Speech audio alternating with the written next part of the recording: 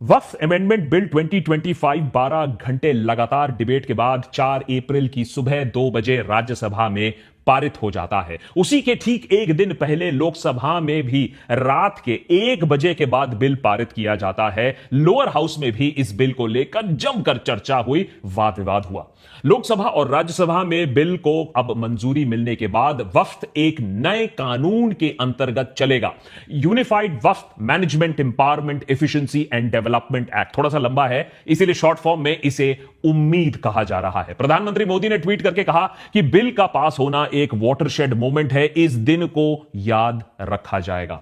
मोदी सरकार के लिए बेशक यह एक वाटरशेड मोमेंट जरूर है। आर्टिकल 370 सीएए राम मंदिर के लिस्ट में अब वक्फ अमेंडमेंट भी एक मास्टर स्ट्रोक में शामिल हो जाता है, जुड़ जाता है। लेकिन इतने बहस, इतना टाइम, इतना एफर्ट लगाने के बाद इस बिल से होगा क्या? इस बिल से उम्मीद किसके लिए जगती है और नुकसान किसका होता है? असली एजेंडा क्या है इसके पीछे? Appeasement politics versus distraction politics तो और नहीं होगा। बहुत सारी डिबेट्स हैं, बहुत पक्ष प्रतिपक्ष है, जटिल मामला है। देशभक्त पर आज फोकस करने की कोशिश करेंगे, कुछ अहम सवालों पर, कुछ तथ्यों पर। नंबर 1, वक्फ का कॉन्सेप्ट आखिर क्या है और थियोरी और प्रैक्टिस में अंतर कितना है? नंबर 2, क्यों केंद्र सरकार ने यह सोचा, उसे ऐसा क्यों लगा कि अब अमेंडमेंट लाना काफी जरूरी बन चुका है? नंबर 3, जो इस अमेंडमेंट का विरोध कर रहे हैं उनका मेन आर्ग्यूमेंट क्या है, उनकी रीजनिंग क्या है, उनका जो डर है वो क्या है? वक्फ बाय यूजर सेक्शन 40 का प्रोविजन, वक्फ बोर्ड में नॉन मुस्लिम्स का शामिल होना, tribunal justice system limitation law, inheritance right, बहुत सारे जटिल मुद्दे हैं। पार्लियामेंट में हुई लंबी डिबेट्स में इन सारे मुद्दों पर विवाद हुआ, लोगों ने अपने पॉइंट्स रखे, तर्क रखे गए। तो देशभक्त के आज के डीप डाइव एपिसोड में इस पूरे संसद के डिबेट को समझने की कोशिश करेंगे और यह भी कि बिल तो पारित हो गया है, लेकिन क्या मैटर यहीं खत्म हो जाता है? यह बात अब सुप्रीम कोर्ट तक पहुंचेगी, अपील होगा, या फिर वक्त का हम देखेंगे मॉडर्नाइजेशन होता है, या फिर से वही और पॉलिटिक्स और जुमलेबाजी और पोलराइजेशन?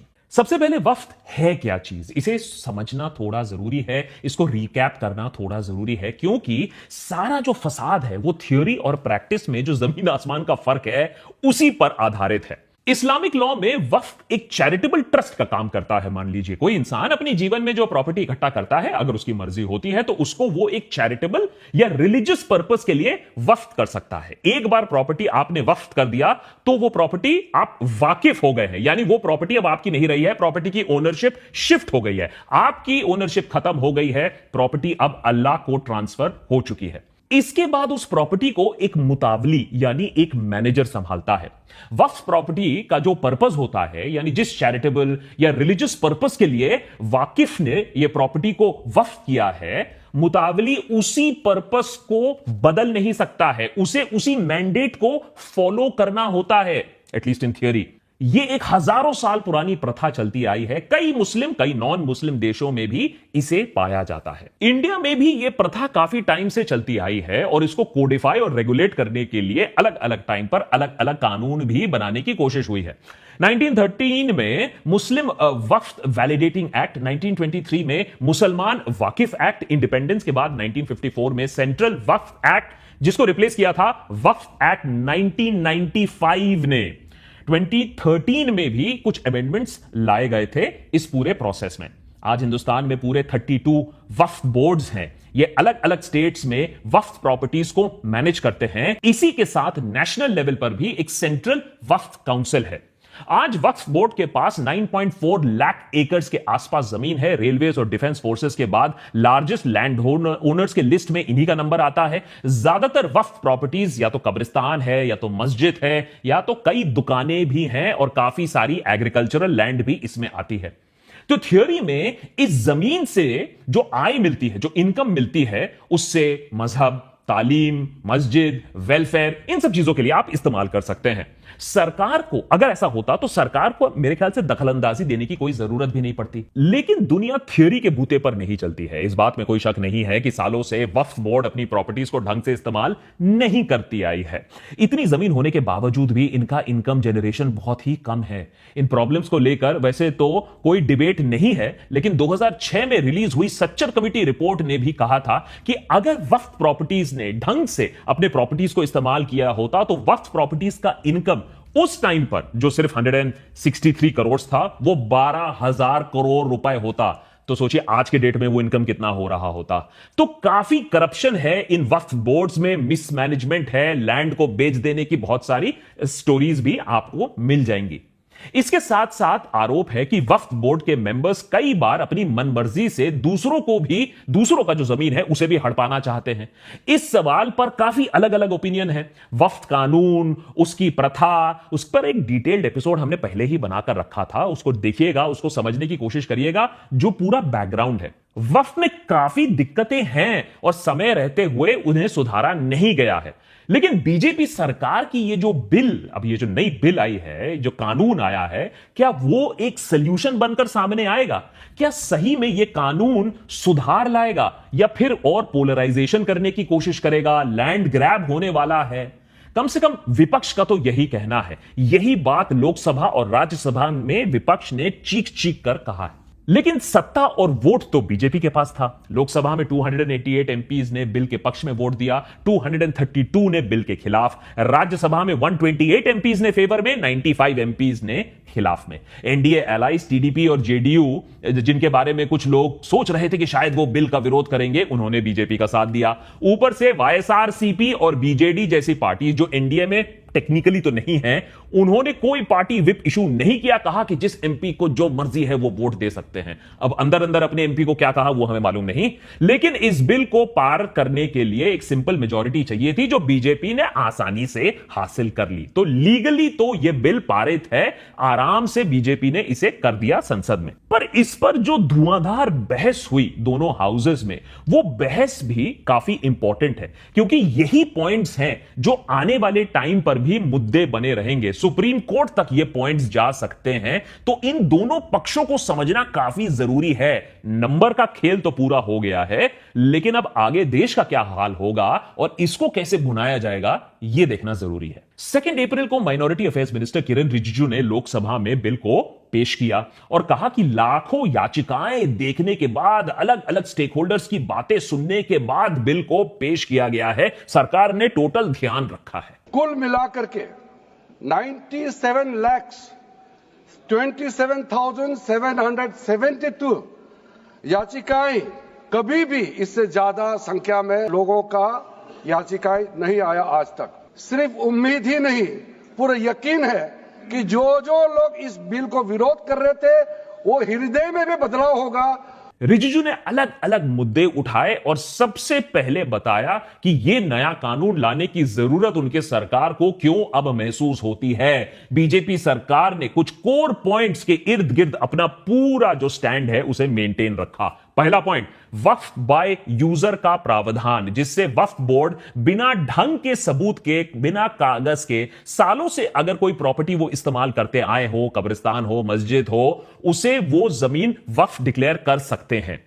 दूसरा पॉइंट, वक्फ एक्ट का सेक्शन 40 का जो प्रावधान है, जिसके तहत वक्फ बोर्ड के पास हक होता है कि वो डिसाइड करे कि कौन सी जमीन वक्फ के अंडर फॉल करती है या नहीं। आरोप यहां है कि वक्फ बोर्ड अक्सर अपनी मनमर्जी करता है और अलग अलग जमीन को वक्फ ग्रैब करने की कोशिश करता है, उसे वक्फ घोषित करके। तीसरा पॉइंट, अगर कोई आदमी या संस्था वक्फ बोर्ड के क्लेम को चैलेंज करता है तो वक्फ ट्राइब्यूनल सिस्टम में ढंग से इंसाफ नहीं मिल पाता है। ट्राइब्यूनल सिस्टम जो एक स्पेशल, आप फास्ट ट्रैक कोर्ट मान लीजिए, वो अपने आप में एक सिस्टम है और वो जो डिसीजन लेता है उसको आप हाई कोर्ट में अपील नहीं कर सकते हैं। ऐसा है नहीं, लेकिन यह सरकार का कहना है, यह सरकार ने अपना ऐसा पक्ष रखा है। चौथा पॉइंट, इस सब के बावजूद वक्फ के पास जो अपनी खुद की प्रॉपर्टीज हैं भी, उसे बहुत खराब तरीके से मैनेज किया गया है। इनकम जनरेशन के मामले में बिल्कुल फेल हो चुकी है वक्फ। गरीब मुसलमानों के लिए हेल्थ केयर, एजुकेशन, स्किलिंग, जो यहां से पैसा कमा के हो सकता था, उसके लिए कोई ध्यान नहीं रखा गया है। मुसलमान महिलाओं के लिए भी कुछ नहीं किया वक्फ बोर्ड ने, यह सरकार का कहना है। और जो वक्फ बोर्ड है वो रिप्रेजेंटेटिव नहीं है। यूपीए सरकार ने जिस तरीके से वक्फ एक्ट को डाइल्यूट किया था कि सिर्फ मुसलमान ही नहीं, कोई भी वक्फ क्रिएट कर सकता है, और रजिस्ट्रेशन, सर्वे, जो मैनेजमेंट का सिस्टम है, वो भी बहुत बेहद खराब है। ये अमेंडमेंट बिल लाने का आवश्यकता सबसे ज्यादा शुरुआत कहां से हुई? सेक्शन 108 वक्फ बोर्ड का जो प्रावधान है, इस देश में कोई भी मौजूदा कानून के ऊपर में रहेगा, ओवरराइडिंग इफेक्ट रहेगा, ऐसा हमने कानून बनाया है। 4.9 लाख वक्फ प्रॉपर्टी में टोटल इनकम था 163 करोड़। आज वो 4.9 लाख से बढ़ करके 8.72 लाख, उसको अगर हम सही तरीके से मैनेजमेंट करता तो हमारा मुसलमानों का ही नहीं है, देश का तकदीर बदल जाएगा। तो देश की तकदीर बदलने के लिए, गरीब मुसलमानों की तकदीर बदलने के लिए कानून में बदलाव किया जा रहा है और उस पर अब नजर डालते हैं कि किस तरीके से बदलाव, what are the main changes. सबसे मुख्य मुद्दा है कि वक्फ का रजिस्ट्रेशन कौन करता है, किस आधार पर होता है, और उसमें अगर कोई डिस्प्यूट आता है तो उसे रिजॉल्व कौन करता है। यह एक बड़ा इंपॉर्टेंट पॉइंट है। पहला बड़ा जो चेंज हुआ है वक्फ बाय यूजर का कानून और सेक्शन 40 को लेकर है। वक्फ बाय यूजर के कॉन्सेप्ट को सिंपल भाषा में कहें तो मान लीजिए 400 साल पुराना कोई मस्जिद है या कोई कब्रिस्तान है, उसका शायद कोई डॉक्यूमेंटेशन किसी के पास नहीं है, पर अगर काफी टाइम से मस्जिद वहां खड़ा है तो उसका कोई अगर एविडेंस हो पेपर पे या नहीं, वो जमीन वक्फ की मानी जा सकती है बिना किसी कागजी कार्रवाई के। कानूनी तौर पर वक्फ जमीन इसे घोषित किया जा सकता है। भाजपा सरकार को इस पर आपत्ति थी कि इस प्रथा के चलते काफी सारी जमीन वक्फ बोर्ड हड़प चुकी है और ऐसा करने में कांग्रेस सरकारों ने साल ब साल वक्फ का साथ दिया है। हमारा सीजीओ कॉम्प्लेक्स है, पार्लियामेंट बिल्डिंग है, कई प्रॉपर्टीज है और इसको वक्फ बोर्ड, दिल्ली वक्फ बोर्ड ने क्लेम किया कि ये वक्फ प्रॉपर्टीज है। उस समय यूपीए सरकार ने पूरा सारा जमीन को डी नोटिफाई करके वक्फ बोर्ड को दे दिया। 123 प्रॉपर्टी। और मान्यवर तमिलनाडु के 1500 साल पुराने तिरुचेंदुरई मंदिर की 400 एकड़ भूमि को वक्फ की संपत्ति घोषित कर। नए बिल में वक्फ बाय यूजर को हटा देने की बात की गई थी। इसके साथ साथ पुराने वक्फ एक्ट का सेक्शन 40 भी जुड़ा हुआ है। यह सेक्शन कहता है कि अगर किसी स्टेट में वक्फ बोर्ड को लगता है कि कोई प्रॉपर्टी वक्फ की प्रॉपर्टी है तो वो खुद से इनिशिएटिव लेके खुद से सर्वे कराकर यह डिसाइड कर सकती है कि बॉस ये प्रॉपर्टी तो हमारी है। इस सेक्शन को अब हटा दिया गया है। सेक्शन 40 सबसे ड्रैकोनियन प्रोविजन इस एक्ट में था। किसी भी जमीन को आप वक्फ प्रॉपर्टी डिक्लेयर कर देता था, वो प्रॉपर्टी को हमने हटा दिया है। ये प्रावधान को इतना मिसयूज हुआ, इसलिए तो इतना लाखों प्रॉपर्टी की संख्या बढ़ गई। नए कानून के तहत अगर किसी वक्फ प्रॉपर्टी का रजिस्ट्रेशन कराना है तो डिस्ट्रिक्ट कलेक्टर को सर्वे करना होगा। उसके हिसाब से तय होगा कि जमीन वक्फ की जमीन है या नहीं। रजिस्ट्रेशन का भी एक इंपॉर्टेंट पॉइंट है कि एक सेंट्रलाइज्ड रजिस्ट्रेशन सिस्टम होगा। बिल पास होते ही 6 महीने के डेडलाइन के अंदर अंदर सारी वक्फ प्रॉपर्टीज की जो इंफॉर्मेशन है वो सरकार एक पोर्टल में डाल देगी। इससे पारदर्शिता और एफिशिएंसी बढ़ने में मदद मिलेगी, एटलीस्ट इन थियरी। और मान लीजिए कोई डिस्प्यूट आता है सरकार और वक्फ बोर्ड के बीच में, तो अभी ऐसा होता है देश में कि वक्फ ट्राइब्यूनल है, उसके पास मामला जाता है तो ट्राइब्यूनल जजमेंट देता है कि जमीन किसकी है। नए कानून के तहत सरकार का कहना है कि अगर आप ट्राइब्यूनल के ऑर्डर से खुश नहीं हो तो आप हाई कोर्ट में भी अपील दाखिल कर सकते हो। सरकार का पक्ष है कि यह सब करने से पारदर्शिता बढ़ेगी, वक्फ बोर्ड की जो जमीन हड़पने की जो एक सिलसिला है, जो एलिगेशन है, वो खत्म हो जाएगा। अब सरकार की बातें सुनकर तो लगता है बड़ी लॉजिकल बातें हैं, लेकिन फिर विपक्ष ने काफी सारे पॉइंट्स भी उठाए हैं। डीएमके के ए राजा ने कहा कि कोई भी जाके किसी की प्रॉपर्टी को वक्फ ऐसे घोषित नहीं कर सकता है, ऐसा हो ही नहीं सकता है। अभी भी एक इंडिपेंडेंट सर्वे कमिश्नर की जरूरत होती है जो सरकारी प्रोसेस से ही नियुक्त किया जाता है, सरकार का ही मुलाजिम होता है। और अगर कोई डिस्प्यूट होता है तो इंडिपेंडेंट सर्वे कमिश्नर को सिविल प्रोसीजरल कोड का पालन करना होता है। और जब डिस्प्यूट के चलते बात ट्राइब्यूनल तक अगर पहुंच जाती है तो वहां भी सिविल प्रोसीजर कोड है, इसको फॉलो करना होता है। कोई यहां जबरन लैंड हड़प नहीं सकता है। यानी ऐसा नहीं है कि वक्फ बाय यूजर के नाम से वक्फ बोर्ड अपनी मनमर्जी से किसी का भी जमीन, आपको और मेरा जमीन उठाकर उसे बोल दे कि यह वक्फ के है, यहां से निकल जाओ।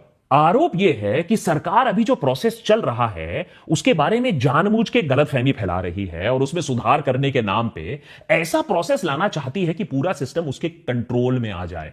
क्योंकि अभी सर्वे करने का जो काम है, इंडिपेंडेंट सर्वे कमिश्नर जो काम करता है, अब उसे डिस्ट्रिक्ट कलेक्टर को दिया जा रहा है नए बिल में।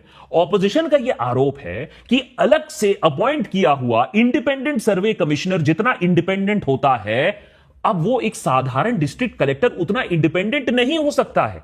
तो जो इंडिपेंडेंट सर्वे कमिश्नर के पास स्पेशल प्रोटेक्शंस थी वो डिस्ट्रिक्ट कलेक्टर के पास नहीं होंगी। यानी डिस्ट्रिक्ट कलेक्टर बस आदेश का पालन करेगा, सर्वे प्रोसेस फिर सरकार ही कंट्रोल कर लेगा। In the present act, a survey commissioner has been designated, appointed by the government, independent to the government. He is not an independent government officer. So when dispute comes to the government and the Waqf Board, the independent officer must follow the civil procedure code to investigate the title and come to a conclusion. He's a civil court. Survey commissioner has been replaced with a district collector. How a collector can be a judge? You know the principle of natural justice. No one can be a judge for his own cause. और वक्फ tribunal को लेकर भी काफी आवाजें उठी। कांग्रेस के इमरान प्रतापगढ़ी ने आरोप लगाया कि भाजपा ट्राइब्यूनल्स को लेकर भी झूठ फैला रहा है, ऐसा प्रचार कर रहा है जैसे कि ट्राइब्यूनल मानो कोई मजहबी खाप पंचायत हो, जो बिल्कुल सच नहीं है। वक्फ ट्रिब्यूनल को ऐसे बताया जाता है जैसे वक्फ ट्रिब्यूनल कोई मजहबी खाप पंचायत हो। सभापति महोदय, जबकि सच्चाई यह है कि वक्फ ट्रिब्यूनल भी तो सरकारी न्यायिक विभाग है जिसमें सरकार द्वारा नियुक्त जज होते हैं। यह भी कहा गया कि बीजेपी ऐसा प्रचार कर रही है कि वक्फ ट्राइब्यूनल के आदेश के खिलाफ कोई कोर्ट में ही नहीं जा सकता है, जैसे वही एक be all and and all, यहां कोई जैसे शरिया लॉ चल रहा है। लेकिन कांग्रेस के गौरव गोगोई ने भी इस बात को गलत साबित किया। Provided that a high court may, on its own motion or on the application of the board or any person aggrieved, call for and examine the records relating to any dispute and may confirm or reverse the decision. ये power high court में parent act में है ही 2013 के संशोधन के बाद। तो क्यों बार बार आप ऐसा एक भ्रम फैला रहे हैं कि हाई कोर्ट का कोई रोल नहीं है?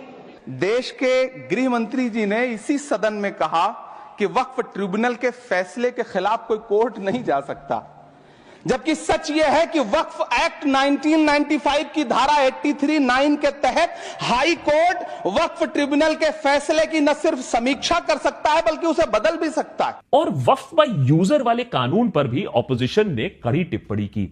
आरजेडी के मनोज झा ने कहा कि मस्जिद कब से खड़ा है, इसके कागज कौन लाएगा और कहां से लाएगा। यानी इस सवाल पर भी कई सारे प्रॉपर्टीज पर आप लिटिगेशन खड़ा कर सकते हो। कोई मस्जिद कब से यूज में है, कागजात ढूंढोगे। मैं अभी अपने बिहार का अनुभव बताता हूं सर, अभी वहां सर्वे हो रहा है, कागज हमें अपने घर में नहीं मिल रहा है, पुरानी संपत्ति है, लैक ऑफ टेक्निकल एक्सपर्टीज नहीं है, कहां से लाए, सब विवाद में आ जाएंगे, लिटिगेशन का एक पहाड़ खड़ा हो जाएगा हमारे समक्ष। ऐसे हर कब्र के लिए, हर मस्जिद के लिए कोई कागज कहां से लाएगा, यह ऑपोजिशन का सवाल था। और राज्यसभा में अभिषेक मनु सिंघवी ने भी कहा कि इन कारणों की वजह से सुप्रीम कोर्ट ने भी वक्फ बाय यूजर को कानून में स्थापित किया हुआ है। ये निर्णय आखिरी जो मेरे पास है वो है 2020 का। उसकी 2 लाइन पढ़ लूं मैं। Waqf need not necessarily be an express declaration in every case, the same can reasonably be inferred from the facts and circumstances. Opposition के नेताओं का डर है कि ऐसा लग रहा है कि सरकार जानबूझ के ऐसा सिस्टम बनाना चाहती है जिससे वक्फ प्रॉपर्टी को वक्फ प्रॉपर्टी की तरह साबित करने के लिए रजिस्ट्रेशन करना बहुत मुश्किल हो जाएगा और हर कब्रिस्तान, हर मस्जिद पर आप एक सवाल उठा सकते हो, उसे लिटिगेशन में डाल सकते हो। अब ऐसा ना हो कि कब्रिस्तान के नीचे क्या है उसके लिए भी आप खुदाई करना चाहो और अब आपको लीगल कवर भी मिल जाएगा। इन सारे डाउट्स के जवाब में किरण रिजिजू ने कहा कि ऑपोजिशन भ्रम फैला रही है, कोई जमीन नहीं छीनने वाला है, सरकार ऐसा कोई काम करने वाली नहीं है। जो वक्फ की प्रॉपर्टी रजिस्टर्ड हो चुकी है उस पर कोई हस्तक्षेप नहीं होगा, कानून रेट्रोस्पेक्टिव नहीं होगा। आगे जो रजिस्ट्रेशन होने वाला है सिर्फ उनको यह नई प्रक्रिया फॉलो करनी पड़ेगी। पर ऑपोजिशन ने यहां भी सवाल उठाया कि इसमें भी एक खतरनाक किंतु परंतु आता है, जिसकी वजह से कई सारे पहले रजिस्टर्ड हुए वक्फ प्रॉपर्टी पर भी लीगल कार्यवाही हो सकती है।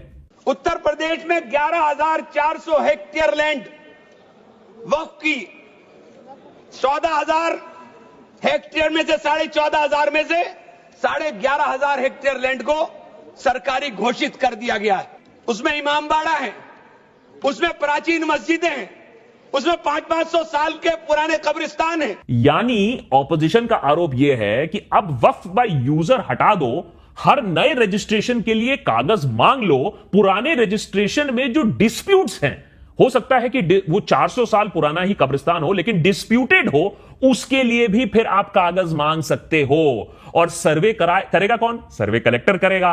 तो फिर जमीन की ओनरशिप सरकार के हाथ में आने में ज्यादा प्रॉब्लम नहीं होगा। इस बात पर किरण रिजिजू ने सरकार का पक्ष रखते हुए कहा कि नए बिल में वक्फ प्रॉपर्टी में लॉ ऑफ लिमिटेशन भी लागू होगा, यानी अगर कोई डिस्प्यूट है तो उसको एक टाइम लिमिट के अंदर ही कोर्ट को निपटाना पड़ेगा। ऐसा नहीं है कि 30 साल बाद कोई इंसान आता है और कहता है कि ये लैंड तो मेरा है तो मैं अब केस फाइल कर रहा हूं। रिजिजू का कहना है कि ऐसा करने से जस्टिस भी इंश्योर होगा। पर यहां अभिषेक मनु सिंघवी और दूसरे ऑपोजिशन लीडर्स ने आरोप लगाया कि कई कब्जों वाले केसेस में कोर्ट तक मामला पहुंचते पहुंचते कई साल लग जाते हैं। किसी दूर दराज के गांव में, कब्रिस्तान में किसी ने इंक्रोचमेंट कर लिया तो वहां से थोड़ी ना सीधा कोई कोर्ट आ जाएगा लिटिगेशन फाइल करने के लिए। और ऐसा हमेशा होता भी नहीं है कि कोर्ट प्रोसेस इतना स्मूथ होता है। तो अभिषेक मनु सिंघवी का कहना है कि लॉ ऑफ लिमिटेशन से ऐसा होगा कि 12 साल के कट ऑफ के बाद इलीगल कब्जे के खिलाफ लिटिगेशन फाइल करना नामुमकिन हो जाएगा, जिसके चलते काफी सारे जो कब्जे के केसेस हैं वो लीगलाइज हो जाएंगे, जिसे लीगल टर्म में एडवर्स पोजेशन का नाम भी दिया जा चुका है। अब इसको वापस लेना, इस पर केस करना बहुत मुश्किल हो जाएगा। सोचिए, फॉर एग्जांपल मुंबई जैसे शहर में एक प्राइम एरिया में कब्रिस्तान है और उस पर कोई एक ऊंचा एकदम गंदा सा इमारत बना देता है, लेकिन था वो वक्फ का लैंड। लेकिन अब तो इमारत बन गई है, 10-15 साल हो चुके हैं, तो अब अगर आप उस पर लीगल केस करोगे तो वो इमारत को कोई वहां से हटा नहीं पाएगा, वो लैंड अब जब्त हो चुकी है। ऐसा अब लीगल हो जाएगा। इस सब के साथ साथ रिप्रेजेंटेशन पर भी बड़ी बहस हुई। नए वक्फ बिल में कहा गया है कि सेंट्रल वक्फ काउंसिल में टोटल 22 मेंबर्स हैं, उनमें 4 नॉन मुस्लिम मेंबर्स हो सकते हैं और स्टेट बोर्ड्स में 11 में से 3 नॉन मुस्लिम मेंबर्स भी हो सकते हैं। अब यहां थोड़ी सी कंफ्यूजन चल रहा है, ऑपोजिशन मेंबर्स इस नंबर को लेकर थोड़ा सा वहां कंफ्यूजन चला रहे हैं, लेकिन नेट एक बात कही जा रही है कि जब वक्फ का जो डिसीजन होता है वो अगर नॉन मुस्लिम्स, तेजस्वी सूर्य ने कहा, तर्क दिया कि जब वक्फ बोर्ड का डिसीजन नॉन मुस्लिम्स पर लागू होता है तो ऐसा क्यों नहीं कि भैया उनके मेंबर सिर्फ मुस्लिम्स हों। किरण रिजिजू ने भी बोला कि वक्फ चैरिटेबल और इस्लामिक पर्पसेस के लिए होता है और वक्फ बोर्ड सिर्फ एक मैनेजमेंट बॉडी होता है, तो वो रिलीजियस बॉडी नहीं है, तो इसमें नॉन मुस्लिम हो सकता है। ऑपोजिशन ने यहां सवाल किया कि देश में जो दूसरे धर्मों के भी बोर्ड्स होते हैं, हर स्टेट में जो हिंदू टेंपल बोर्ड्स हैं, उनको कंट्रोल सिर्फ करने की जिम्मेदारी सिर्फ हिंदुओं को क्यों दी जाती है? फिर आप वहां भी दूसरे धर्म लगाइए। तो ये जो डाइवर्सिटी की बात है, अच्छी बात है, मैनेजमेंट की जो बात है अच्छी बात है, तो वो सिर्फ वक्फ पर क्यों अप्लाई करता है? फिर दूसरे धर्मों पर भी अप्लाई करना चाहिए। इस बात पर कोई जवाब शायद नहीं मिला। बीजेपी के रविशंकर प्रसाद ने भी कहा कि इस बिल से मुसलमान महिलाओं का भी भला होगा, क्योंकि सेंट्रल काउंसिल में 2 मुस्लिम महिलाओं के लिए भी जगह बनाई गई है और सामाजिक रूप से पिछड़े जो मुसलमान हैं उनका भी भला होगा, क्योंकि पसमंदा मुसलमान के लिए भी वक्फ काउंसिल में सीट्स अलॉट करने की अब बात हुई है, तो यह प्रोग्रेसिव हुआ। इस पर विपक्ष ने प्रहार करते हुए कहा कि अगर रिप्रेजेंटेशन की बात है तो हिंदू बोर्ड्स में भी, दूसरे धर्मों के बोर्ड्स में भी ऐसा नियम कानून लाना चाहिए रिप्रेजेंटेशन के लिए। समाज में छुआछूत को, बीमारी को मिटाने के लिए चलिए उठाते हैं कदम और अगले सत्र में एक बिल लेके आइए। जितने भी हिंदुओं की कमेटियां हैं, ट्रस्ट है, बोर्ड है, उन सारे ट्रस्ट और कमेटियों में 80% आरक्षण दलित, आदिवासी और पिछड़े हिंदुओं को दीजिए। इनहेरिटेंस यानी विरासत को लेकर भी नए कानून में जो कहा गया है कि इस तरीके से संपत्ति वक्फ नहीं की जा सकती है कि बेटियों की विरासत छीनी जा सके। अब यह अच्छा कदम है कि बेटियों को भी अपना हक मिलना चाहिए, पर ओएसी ने कहा कि फिर यह सवाल उठता है कि हिंदू इनहेरिटेंस लॉ में कोई बाप अपनी पूरी सेल्फ एक्वायर्ड प्रॉपर्टी सिर्फ बेटी के नाम नहीं कर सकता है, तो उसे क्यों नहीं चेंज किया जाता है? कुछ नेताओं ने यह भी पॉइंट किया कि मुसलमान महिलाओं के हित में जो बड़ी बड़ी बातें की जा रही हैं, बीजेपी के पास जो इतना टाइम है, लोकसभा राज्यसभा में डिस्कशन किया जा रहा है, लेकिन बीजेपी के पास खुद भी एक मुसलमान महिला नहीं है, एक मुसलमान एमपी नहीं है, लोकसभा में बिल पेश करने के लिए मुस्लिम एमपी नहीं है, लेकिन अदरवाइज मुसलमानों के लिए दिल पसीज रहा है बीजेपी का, और इतना लंबा चौड़ा डिस्कशन किया बीजेपी ने। जिस बिल को मुसलमानों के हुकूक की हिफाजत करने वाला बिल बताया जा रहा है, उसी को पेश करने के लिए और उस पर बात करने के लिए लोकसभा में भाजपा सरकार के पास एक भी मुस्लिम सांसद नहीं है। आखिर में बात एफिशिएंसी और इनकम जनरेशन की आई। सरकार का पक्ष था कि हम नए पोर्टल मैनेजमेंट सिस्टम से, इंक्लूसिव वक्फ काउंसिल से इनकम जनरेशन बेटर कर पाएंगे। विपक्ष ने कहा कि 10 साल से तो पावर में हो, अभी तक थोड़ा सिस्टम में फेरबदल आप कर देते, कुछ अभी तक बेहतर कर देते। सच्चर कमेटी ने भी यह कहा है बाय द वे कि, और जिसको बहुत सरकार ने कोट भी किया था, कि सरकारी इंक्रोचमेंट की वजह से वक्फ बोर्ड को बहुत नुकसान होता है। सबसे बड़ा इंक्रोचर तो सरकार खुद ही है, तो उस इंक्रोचमेंट को थोड़ा पीछे हटा देते, उसमें भी मुसलमानों का भला हो जाता। हां, अभी तक वक्फ की जो संपत्तियां हैं उससे गरीब मुसलमानों का कुछ खास फायदा नहीं हुआ है, यह इस बात पर कोई डिबेट नहीं है। अब बीजेपी कह रही है कि वो इस पर काम जरूर करेगी, कोई ठोस प्लान लेकिन दिखाया नहीं है कि कैसे गरीब मुसलमानों के लिए भी चीजें अच्छी होने वाली है। ऑपोजिशन ने यह भी कहा कि ये जो रजिस्ट्रेशन, डिजिटाइजेशन के बारे में बड़ी बड़ी बातें हो रही हैं, वो भी एक जुमला है, क्योंकि 2020 में सरकार ने सुप्रीम कोर्ट में ऑन रिकॉर्ड ये बोला है कि 99% वक्फ की जो संपत्तियां हैं वो डिजिटाइज ऑलरेडी हो चुकी हैं। तो जब आप सारी संपत्तियां डिजिटाइज कर चुके हैं, सब कुछ ऑनलाइन कर चुके हैं वामसी पोर्टल में, सारे कागजात जांच चुके हैं, तो क्या आप फसाद कराने के लिए फिर से कागज मांग रहे हैं? अब इस कानून का मकसद चाहे जो भी हो, कल राज्यसभा में रात के 2 बजे यह पारित हो गया, यानी उम्मीद देश के लिए एक कानून बन चुका है। दिन भर मुसलमान महिलाओं और पसमंदा मुस्लिम्स के बारे में बात करने के बाद बिल जैसे ही पारित होता है, उसके तुरंत बाद जय श्री राम के नारे लगते हैं संसद में। आखिर ऐसा क्या हुआ? भगवान श्री राम को इस डिबेट में क्यों घसीटा गया? यह मैं अभी भी समझने की कोशिश कर रहा हूं। पर अभी वक्फ की कहानी खत्म नहीं हुई है। कांग्रेस पार्टी और डीएमके ऑलरेडी कह चुके हैं कि इस मामले को सुप्रीम कोर्ट तक ले जाएंगे, कॉन्स्टिट्यूशनली इसे चैलेंज करेंगे और कई अलग अलग केसेस बन सकते हैं, खास करके आर्टिकल 26 के तहत जो कहता है कि हर धर्म को अपने धार्मिक मामलों को मैनेज करने की आजादी है। तो कोर्ट में यह कहानी अभी और भी खिंच सकती है, पर शायद हमें काफी जल्दी पता चल जाएगा कि देश की सियासत पर और देश के माहौल पर यह कानून क्या इंपैक्ट मारता है।